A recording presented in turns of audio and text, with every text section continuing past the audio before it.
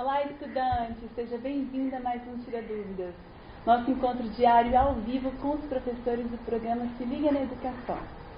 Respeitando o distanciamento social, teremos apenas 2 professores por bloco. E nesse bloco estão aqui comigo a professora Débora Mendonça, de Química, e o professor Vinícius Braz, de Biologia. Sejam bem-vindos, professores. Obrigada. Gostaria também de agradecer aos intérpretes de Libras que estão conosco aqui, Márcia Moura e Guilherme Rodrigues. Então é isso, nossos canais de comunicação estão abertos para receber a sua pergunta. Entre em contato com os nossos telefones que estão aparecendo aí na sua tela.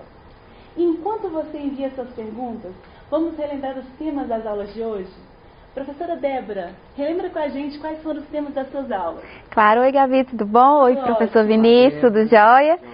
Então, hoje nós trabalhamos com o primeiro ano, ligações químicas, trabalhamos bem com as ligações metálicas, né, explicando melhor sobre as ligações metálicas e as ligações iônicas. Fizemos também alguns experimentos hoje, né, trabalhamos ali com alguns experimentos para classificar essas ligações, para mostrar como que os cientistas chegaram a essas explicações. E também trabalhamos no segundo ano um pouquinho sobre, dando continuidade sobre o que afeta a velocidade de uma reação, né? Trabalhamos ali com concentração, temperatura, e no terceiro ano demos continuidade com as reações orgânicas, né? E trabalhamos com as reações de substituição. Vimos as reações de substituição tanto nos alcanos quanto nos anéis aromáticos, no famoso benzeno. Muito obrigada, professora. Bom, professor Vinícius, conta pra gente agora quais foram os temas desse ano. Olá, estudante, pais, alunos, professores e amigos que estão assistindo às aulas. Então, nós hoje tivemos, né, apenas uma aula no terceiro ano, onde falamos, né, das teorias evolucionistas. Então, aí falamos do criacionismo, né, aliás, do fixismo e do evolucionismo, as principais diferenças e as principais teorias, né, evolucionistas, que falamos de Darwin, Lamarck, da teoria, né, sintética da evolução da seleção natural, né, que também é chamada de neodarwinismo. E a professora Leonora, né, não vai estar aqui hoje com a gente, infelizmente. Ela teve no quarto ano uma aula, né, falando sobre movimentos da Terra. Ela continuou então com esse assunto, onde ela falou mais um pouco falando sobre as fases da Lua, sobre os movimentos da Lua em relação à Terra. No quinto ano, ela continuou falando também do assunto da alimentação saudável, dos tipos de alimentos. Aí ela focou na pirâmide alimentar, na pirâmide nutricional. E no sexto ano, ela falou das práticas sustentáveis, aí com a rotação de culturas, com melhoramento genético e tudo mais. Excelente, professor, muito obrigada. Agora que a gente já reuniu os temas, vamos passar para as nossas perguntas. A primeira pergunta veio do terceiro ano, perguntando o que é evolução. Então, quando a gente fala em evolução, eu até foquei na aula, porque às vezes é muito abstrato para a gente perceber como, né, que ocorre a evolução e definir o que é evolução.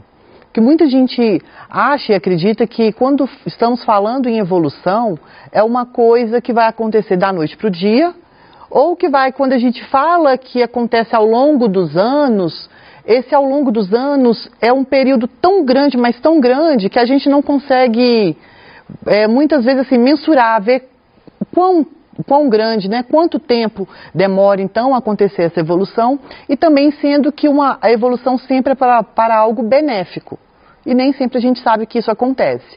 Então, para a gente definir, então, a respeito da evolução, principalmente da evolução biológica, a gente pode falar que vai ser, né, o conjunto de todas as modificações ou adaptações que vão acontecer em todos os seres vivos ao longo, então, de toda a história da Terra, desde a formação do primeiro ser vivo que surgiu na nossa Terra até o dia atual. Então, isso a gente pode caracterizar como evolução. E o que nós sabemos que pode ser benéfica ou pode ser maléfica, que vai acontecer, digamos assim, aleatória ao acaso. Nem sempre a evolução é benéfica e nem sempre ela é maléfica. Perfeito, professor. Próxima pergunta. Do terceiro ano também. Nas reações com benzeno, qual hidrogênio devo substituir? Ah, sim. Bom, nós trabalhamos então na aula de hoje a respeito das reações de substituição. E uma das características que nós vimos é que para a reação, né, uma das características é que nós precisamos identificar qual carbono, né, qual hidrogênio de qual carbono vai ser substituído. Então, o que nós precisamos identificar ali, qual seria o carbono terciário, secundário ou primário. No caso do benzeno, todos os carbonos, por estarem ligados em ciclos e por ter aquela ressonância, todos eles são carbonos secundários e todos eles possuem apenas um hidrogênio a ser substituído. Então, dentro do anel aromático, eu não preciso me preocupar com qual hidrogênio eu vou substituir. O que você precisa se preocupar é o seguinte: se eu tenho uma quantidade maior de reagentes, eu posso substituir todos os hidrogênios ali do anel aromático e não apenas um. Então, é a única questão que vocês têm que ficar ali de olho, é sobre a quantidade de reagente, quantidade substituinte que tem ali na reação. Se tiver só aquela proporção para uma substituição, pode ser qualquer um dos hidrogênios que tiver no anel. Tá bom? Muito obrigada, professora. Próxima pergunta do 4º ano.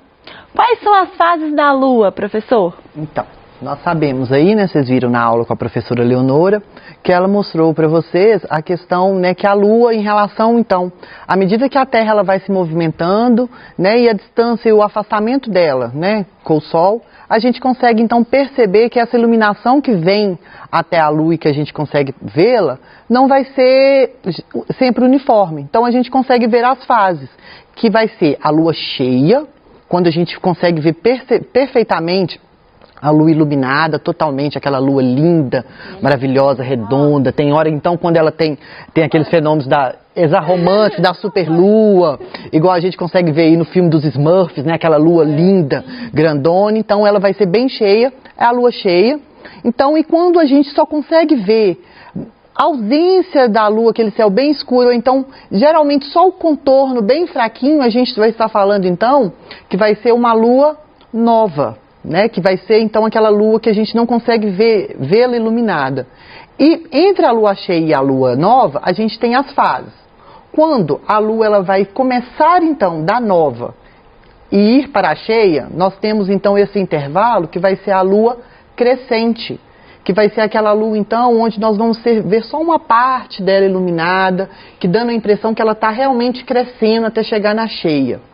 E quando ela vai então da cheia para chegar na nova, nós falamos que a Lua, o que? Minguante, que ela vai estar o que? Minguando. Ela vai estar como se estivesse afastando mesmo, como se tivesse o Sol mesmo se pondo, tampando uma parte dela. Então essas são as 4 fases da Lua. E se não me engano, né, professor, é importante cortar o cabelo na fase... Na Lua crescente. Na Lua crescente. Minha avó sempre fala isso, os antigos têm essas questões também, né? E as fases da Lua, elas vão ter uma grande influência com as tradições. A gente vai ver aí nas próximas aulas com a professora Leonora, vocês vão ver a questão, né, do calendário lunar, que vai influenciar, né, nas marés, influencia na questão também das plantações, na questão do corte do cabelo, igual você não pode cortar o seu cabelo na lua cheia, porque senão seu cabelo vai encher muito. Se cortar o cabelo na lua minguante, pelo amor de Deus, vai acabar com o seu cabelo. Plantação, geralmente, para plantar tem que ser ou tirar alguma muda de alguma planta na lua nova, que é muito bom. E para cortar o cabelo, lua crescente, porque vai fortalecer e o fio vai crescer bonito, saudável. Então são essas tradições populares aí que estão relacionadas com a Lua, e é bem interessante quando a gente observa isso. É o poder da Lua, o poder dos astros, né? Tem muitos segredos ainda que a gente não soube desvendar. Próxima pergunta, professora. Poderia explicar novamente a lei cinética de uma reação? Questão do 2º ano. Claro. Então, quando a gente fala da lei cinética, nós estamos falando da parte matemática, quando eu consigo ver uma relação matemática entre as concentrações dos meus reagentes e a velocidade de reação. Bom, vamos recordar um pouquinho da aula. Na aula eu havia comentado com vocês o seguinte: no primeiro momento, quando eu tenho todos os meus reagentes nas suas concentrações completas, eu tenho ali a maior velocidade. À medida que esses reagentes começam a formar os produtos, eu vou ter uma diminuição na concentração dos meus reagentes e automaticamente eu tenho uma diminuição na velocidade da minha reação. Isso vai ter uma proporção matemática. pode ser que a velocidade seja dividido por 2, ou seja dividido por 4, enfim. Essa proporção matemática é justamente o que nós chamamos de lei cinética. Normalmente, ela é representada apenas pela letra V, que significa velocidade, a letra K, que vai ser uma constante que nós vamos trabalhar mais para frente, e as concentrações dos meus reagentes elevado ao seu coeficiente estequiométrico. Por quê? Porque eu preciso considerar esses coeficientes estequiométricos, ou seja, aquele número grande que vem na frente da substância dentro da equação química. Aí esses números vão falar quanto de mols de moléculas estão participando. Então, por isso que é importante trabalhar com eles. Então, toda vez que for falar sobre lei cinética, nós estamos falando de uma representação matemática da relação da velocidade com a concentração. E ela depende dos reagentes e os seus coeficientes estequiométricos, ok? Obrigada, professora. Próxima pergunta. Qual é a diferença entre fixismo e evolucionismo? Pergunta do terceiro ano. Ótima pergunta. Isso, nossa, dá pra gente ficar falando aqui a tarde inteira em relação a isso. Quando a gente fala em fixismo, a gente tem que lembrar também da questão do contexto histórico da época, né? De acordo então com como que a ciência, as novas, nessas descobertas, elas foram então passadas, né, digamos assim, para o meio científico e divulgadas para a população. Isso tudo influenciou até mesmo nas teorias evolucionistas, em saber de onde viemos, como surgiu, como nós surgimos, né? Quando eu falo nós, não somos só nós seres humanos em si, qualquer ser vivo existente na Terra. E com isso, a gente vai entrar aí em duas teorias que a gente pode classificá-las, que é a teoria do fixismo, né? Onde a gente acredita que todas as espécies, todos os seres vivos, eles já nasceram fixos. Como assim, Vinícius? Eu vou nascer fixo, imóvel? Não. Eu falo em fixo que você não vai sofrer transformações. Então, os seres humanos, eles sempre foram assim ao longo então, desde o dia da criação do planeta Terra, os seres humanos foram esse tipo de pessoa, pronto, acabou. E do mesmo jeito que aquela planta que está ali, do mesmo jeito que o mosquito está, então eles não sofreram transformações ao longo dos anos, né? Ao longo então da história da vida na Terra. E isso a gente consegue perceber claramente quando a gente vê em questões das tradições e das culturas, principalmente religiosas. Igual a gente tem aí a questão do criacionismo, né, onde a gente observa-se, né, que é mais conhecida a questão, né, que Deus criou o mundo em 6 dias e descansou no 7º, e aí criou lá o homem, tudo, né, cada dia da semana ele foi criando uma parte do mundo. E se a gente for pegar pelas outras tradições, eles vão se girar também em torno de um ser criador, né, que a gente pode falar ou um ser ou então uma força, e que criou primeiramente os elementos, né, digamos assim, a água, o ar, a terra propriamente dita, em questão de terra firme, e depois os seres vivos, elas giram em torno desses saberes para depois então criarem os seres vivos. Então são, sim, fantásticos se a gente for pegar aí pela questão, né, digamos assim, dos mitos da criação humana e do mundo, da tradição africana, gente, são fantásticas os mitos. Tem uma que, se eu não me engano, é tão interessante, é legal, que uma galinha de Angola, ela era uma divindade, e aí, se não me engano, eu acho que ela num cisco que ela teve mais forte, no ato de ciscar, ela vai lá e cria toda a vida existente, cria o ser humano. Aí tem um outro na mitologia nórdica, que vira e fala que Odin um dia estava passeando aí pela praia, e aí nesse passeio para a praia achou lindo, maravilhoso, e via que essa praia deveria ser populada, e aí criou os seres vivos e o ser humano para popular essa praia. Então são vários mitos que a gente pode, se a gente pegar uma linha, a gente percebe claramente que gira em torno disso. Então isso a gente pode ser considerado como fixismo, né? Isso do ponto de vista criacionismo, e dentre outros, igual eu falei na aula, a receita para criar um ser vivo, igual tinha, que você colocava lá num quarto escuro, palha, lixo, comida, fechava lá, deixava. Uma semana depois, nascia ser vivo. Aí você ia ter muito rato, barata, mosquito. Hoje a gente sabe que... Até hoje isso acontece? Até hoje a gente acontece, mas eles achavam que isso era feito por uma força de uma geração espontânea, que isso ia lá, aquele elemento químico ali, aquele lixo tinha uma força vital, e essa força vital faria surgir novos seres, que eram seres vivos. Então isso foi se transformando ao longo dos anos, essas teorias. Quando a gente vem para o evolucionismo, a gente sabe que hoje, né, o meio científico ele aceita, a gente tem evidências claramente que isso aconteceu, a gente vai ver nas próximas aulas, e fala, quando a gente vê aí Darwin, Lamarck, nas suas teorias, onde falamos que nós sofremos adaptações ao longo da vida, que nós sofremos mutações, que nós evoluímos. Então esse conceito de evolução vem daí. Então essa é a diferença entre o evolucionismo e o fixismo.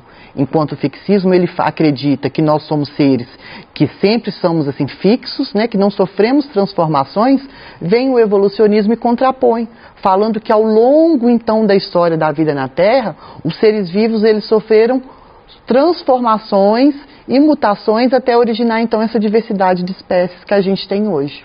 É engraçado falar sobre isso no contexto que estamos vivendo, porque a palavra sobre evolução, né, ficou tão latente hoje em dia, né, quando a gente fala do vírus, né?